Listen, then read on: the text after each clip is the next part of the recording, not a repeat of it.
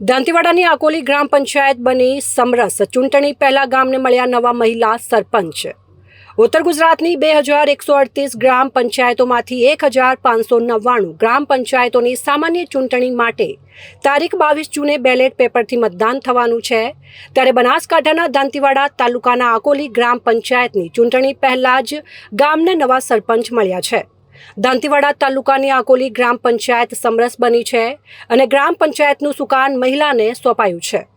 ગોમતીબેન ઈશ્વરભાઈ માળીની સરપંચ અને ઈશ્વરભાઈ રગાભાઈ માળીની ઉપસરપંચ તરીકે વરણી કરવામાં આવી છે. જોકે બંને પતિ પત્નીનો સંબંધ ધરાવે છે.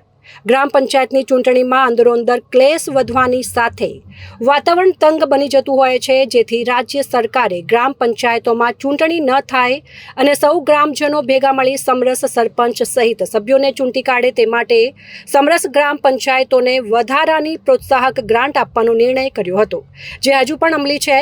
સ્થાનિક સ્વરાજ્યની ચૂંટણીની જાહેરાત થયા બાદ આજે દાંતીવાડાની આકોલી ગ્રામ પંચાયત પહેલી સમરસ થઈ ગઈ છે. ચૂંટણીના ફોર્મ ભરાયા કે ચૂંટણી યોજાઈ એ પહેલા જ આકોલી ગ્રામજનોએ સરપંચ ઉપસરપંચને બિનહરીફ કર્યા હતા. ગ્રામજનોએ ભેગા થઈને સરપંચ તરીકે ગોમતીબેન ઈશ્વરભાઈ માળી અને ડેપ્યુટી સરપંચ તરીકે તેમના પતિ ઈશ્વરભાઈ રગાભાઈ માળીની વરણી કરી હતી. સમરસ ગ્રામ પંચાયતમાં તમામ જ્ઞાતિના એક સભ્ય લેવામાં આવ્યા છે. વડાપ્રધાન નરેન્દ્ર મોદીના મુખ્યમંત્રીના સમયમાં આ પ્રકારની શરૂઆત થઈ ગઈ હતી, જેમાં ગ્રામ પંચાયતની ચૂંટણી સમરસ થતાં તેના વિકાસના કામો માટે ગ્રાન્ટ વધુ ફાળવવામાં આવે છે અને વિકાસમાં અગ્રીમ રહે છે.